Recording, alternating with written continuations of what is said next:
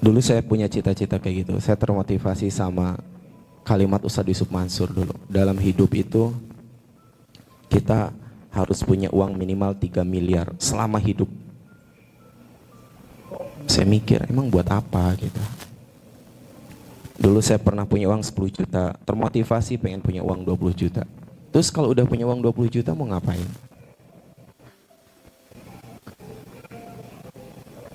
Setelah ada 20 juta di rekening saya, naik obsesi saya. Kayaknya 50 juta enak deh. Akhirnya saya mulai nabung lagi. 50 juta dapat 100 deh, 100. Kesampaian 100. Terus kalau udah 100 mau ngapain pertanyaannya? Dan alhamdulillah di rekening saya kurang beda segitu, tapi biasa aja gitu.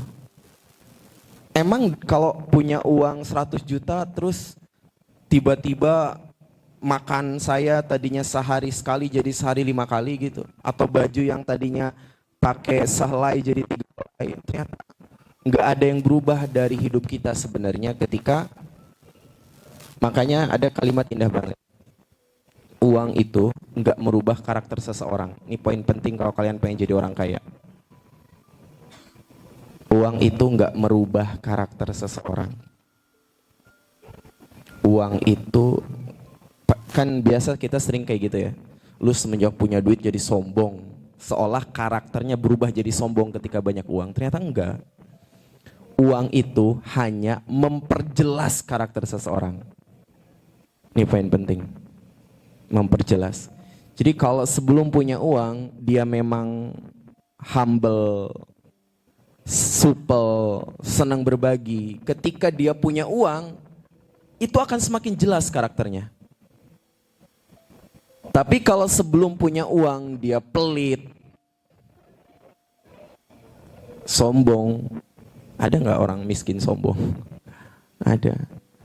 Setelah punya uang sama akan kayak gitu. Jadi yang paling penting buat kita kalau pengen Allah titipkan harta, perbaiki karakter dulu. Berbagi selagi nggak ada duit. Maka nanti ketika Allah titipkan, karakter kita jadi baik. Berapa juta orang ketika miskin hidupnya baik-baik aja, ketika Allah titipin harta, hidupnya di penjara. Kenapa? Karakternya tumbuh, terlihat, suka korupsi, ngambil hak orang. Waktu miskin nih, kamu di pesantren suka ngambil hak orang misalkan.